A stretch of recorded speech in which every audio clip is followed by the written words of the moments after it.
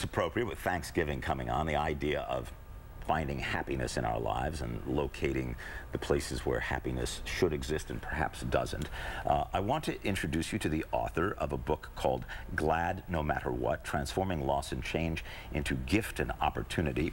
Her name is, well, SARK. The full name is Susan Ariel Rainbow Kennedy, but she's called SARK. And this is, how many books have you written now? 16. 16 books. Her first one was called Succulent Wild Women, and it was wildly successful, I might add. But you're still doing this transformation thing, so why don't you explain what the concept of purposeful gladness is here? Yes, it's absolutely not about being glad when, this is not about feeling glad when you don't. How annoying. Yes. Stop smiling. This is about practical gladness, which is finding and feeling the glad parts in as many of your feelings as you can, and then transforming the others.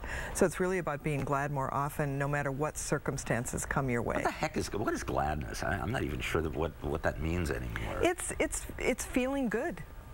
Oh. Well, that was simple. Thanks for joining us. You're welcome. So where do you start? I mean, you know, let's face it. A lot of people say, "Yeah, I'm perfectly happy. You know, I'm fine." Liar. Or they say, "Well, my life is miserable. I can't be glad." Right. So this is not about looking on the bright side. This is about living on the bright side. This is about choosing to take whatever happens to you and alchemize and transform it.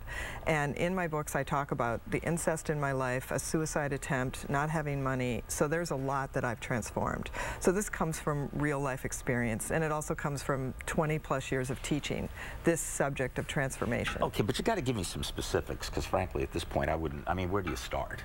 Well, you start with, in the book I start with, most people don't know how they feel. It sounds funny, but there's a feelings menu in the beginning of the book.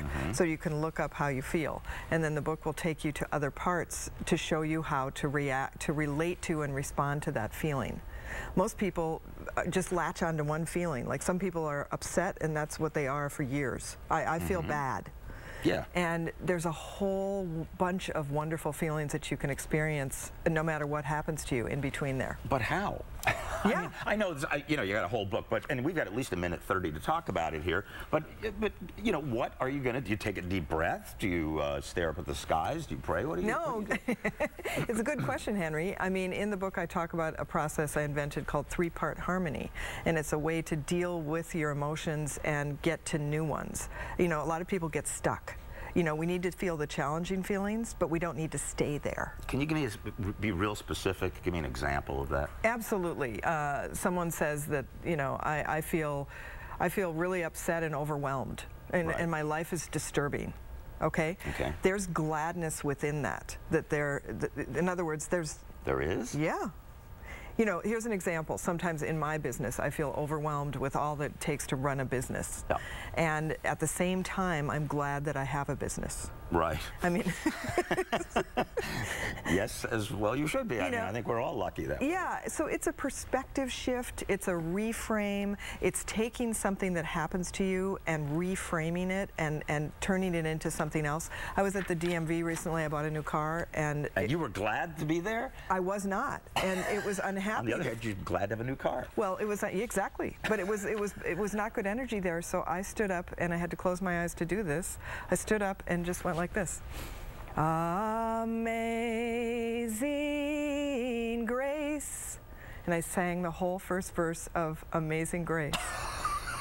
And Henry, by the end, the entire room was singing, including the people behind the bulletproof glass. SARK is going to be appearing, I don't know if she'll be singing, November 30th, 7 p.m. at Coppersfield in Sebastopol, December 11th, Freight and Salvage in Berkeley. You can go to planetsark.com for more information. If you've never seen any of her books, by the way, they're kind of handwritten, very cool looking, a lot of fun. Thank you very much for joining us. Thank you, Henry. Would you toss it back to them? Musically, perhaps, back to Marty and Isabel. Amazing Marty. Great. And very nice. Very good. Thank you. Well,